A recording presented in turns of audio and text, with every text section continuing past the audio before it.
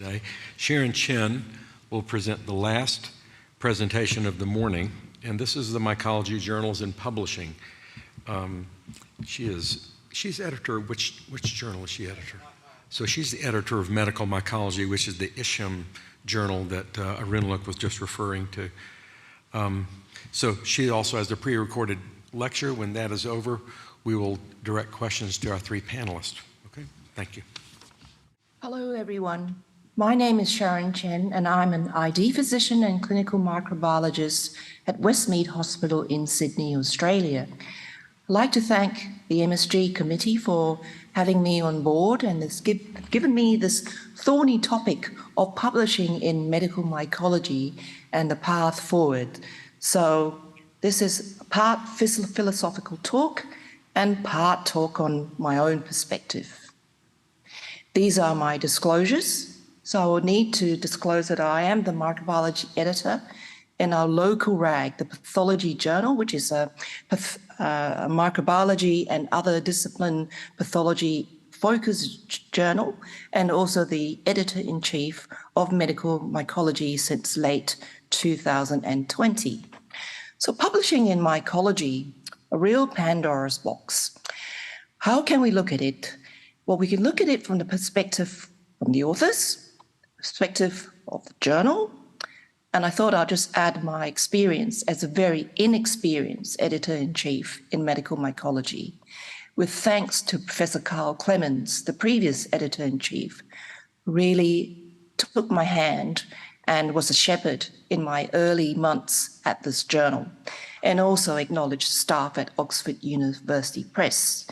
When I took over, COVID hit.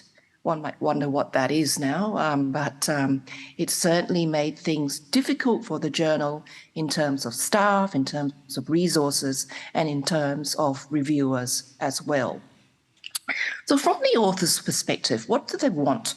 They firstly look at the scope of the journal, and I've been subject to many, many emails, some of them pleasant, some of them not so pleasant, as to what we would publish, anything from case reports to original articles, to brief reports, to reviews, and so-called data articles. Would we take articles that had, a bank of sequence data, or indeed of other sorts of data?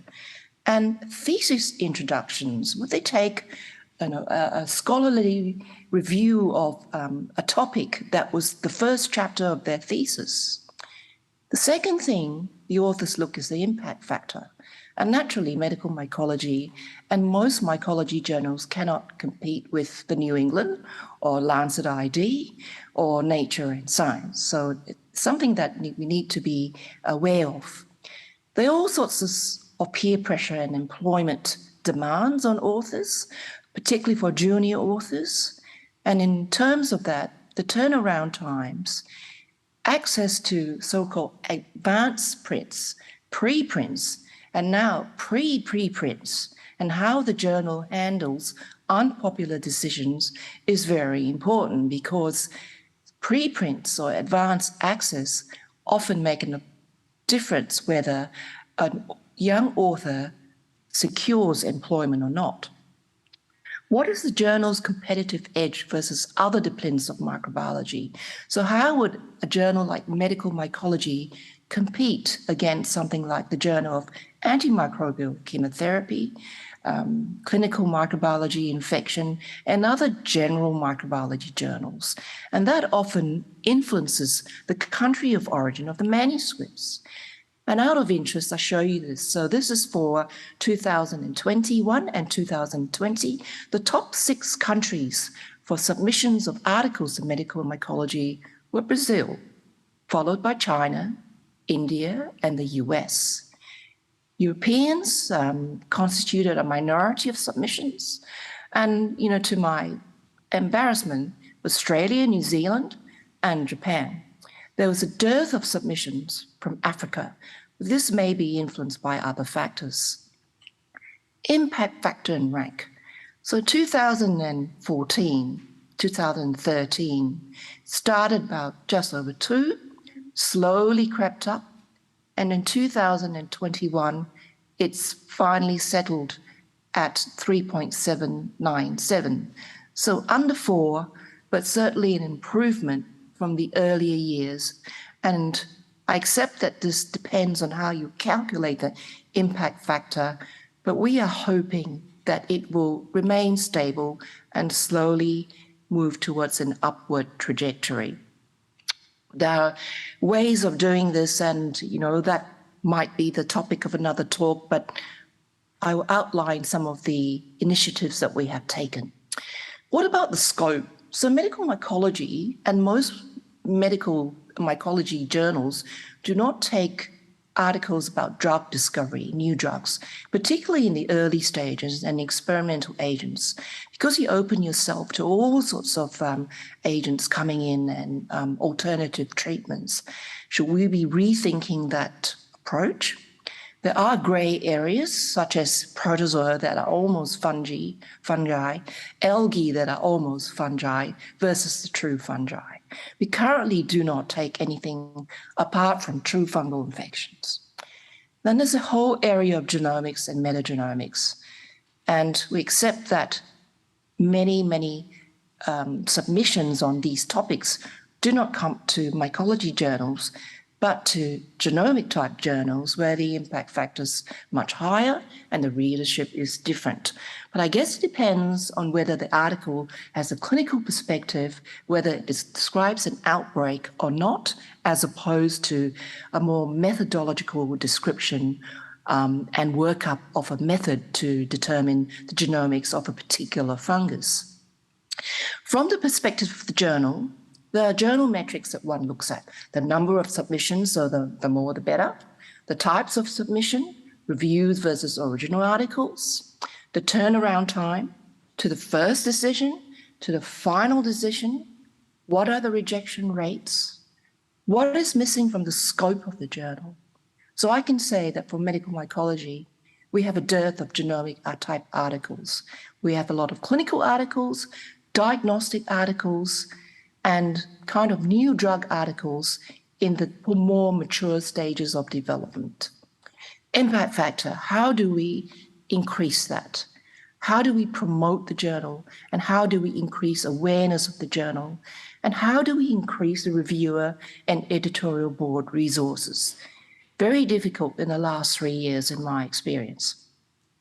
Thought I'd show you the acceptance rejection rate from medical mycology, and I don't mean to be just focusing on that journal, but I've learned a lot in the last 2 years or so.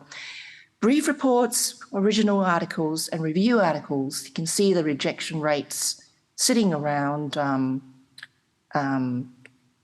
57% for brief reports, 64% for original articles, and 38% for review articles.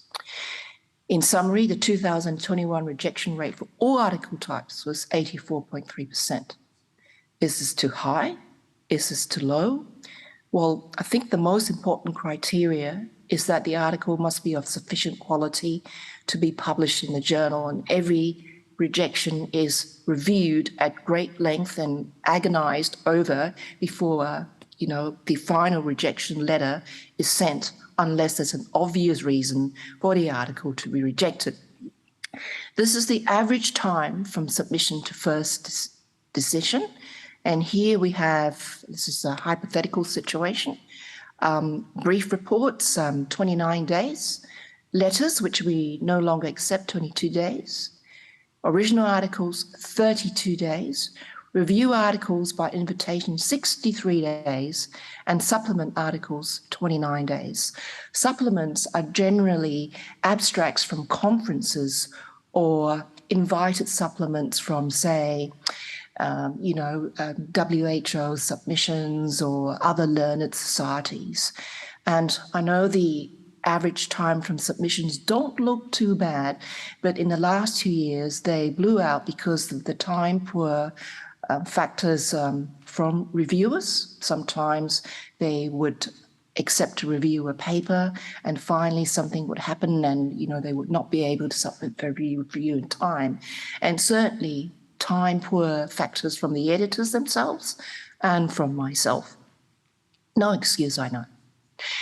What about statistics? And this is something that I've been looking into. Again, it's a thorny area, especially for the more mainstream journals. I mean, I think it's not so difficult if you were running the New England Journal or Lancet ID. You would insist on robust statistics, but it's more problematic for the lesser journals. And in one publication by ORDAC this year, they looked at COVID-19 research and the quality of biased statistics, and they found that only 39% of the many articles accepted on COVID-19 were statistically correct. That's probably, that's a problematic finding. In another survey, 34% or 36 of 107 journal editors use a specialized statistical review, only 34% where it was required. And of these, 55% paid for the statistical reviewer. So the question is, do statistical reviews need to be encouraged? And I think yes, for systematic reviews, for clinical studies, but if so, how? Does the journal go and solicit these reviewers, and do we pay for them? Just putting the question out there. What are some of the marketing tools or channels? Well, social media is all in vogue now, and I think, I'm the least qualified person to talk about marketing. But we can monitor the impact of individual articles and not just the journals, and explore conversations surrounding the content with various altmetric tracks. We can look at the volume, so the score for an article arises as more people mention it, the sources of the article, and the authors themselves. How often do the authors of each mention talk about the articles? And all these influence your altmetric score.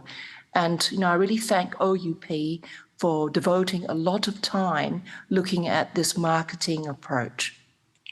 Here are some examples of altmetric scores, and you can see that the abstracts from the last ISHM conference in 2018 had a high altmetric score.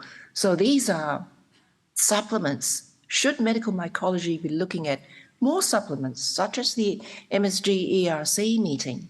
I don't mean to be taking advantage of this talk to solicit this request, but I'm just putting it out there. Reviews of hot topics, such as the one written by Caitlin Forsberg on Candida auris, had a high score.